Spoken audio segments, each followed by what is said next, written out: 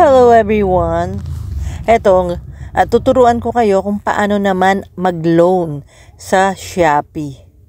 Ganito lang guys, open natin ang ating Shopee. And then click natin yung S-Loan.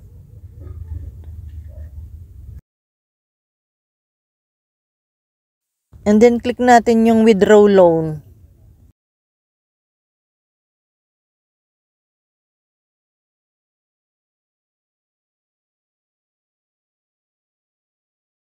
And then, pipili ka lang kung ano yung mapipili mo, kung ilang months mo siyang babayaran, kagaya ng merong 3 months, merong 6 months at 9 months.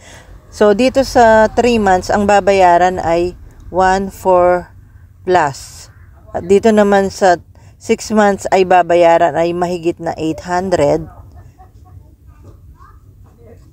At sa 9 months naman, ang babayaran natin doon ay mahigit na 600 lang.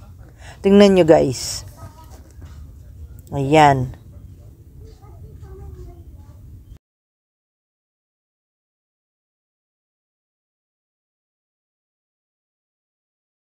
At ang napili kong pagbabayad ay 6 months. Ayan. Kaya pwede na natin niyang i-withdraw.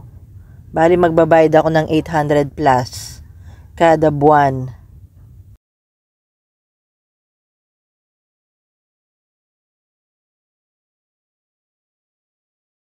Ganyan lang naman kadali ang mag-loan sa Shopee. Kapag humihingi siya ng Shopee PIN, ay kusa siyang nagiging black na ganyan.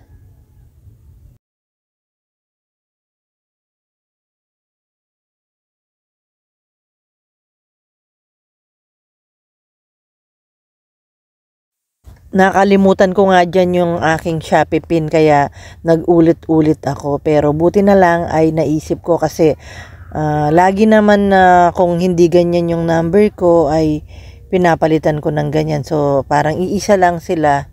So pinagbabaligtad-baligtad ko lang sila, kaya nahuhulaan ko pa rin.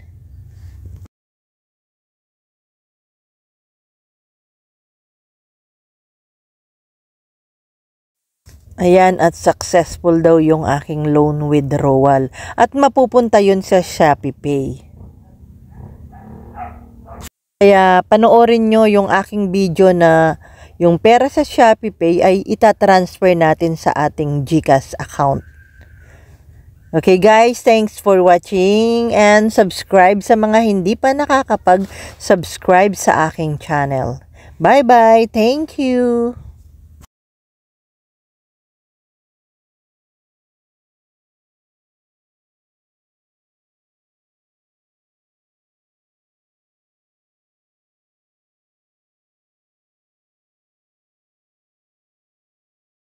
Ayan, at makikita nyo na nasa Shopee Pay na yung pera.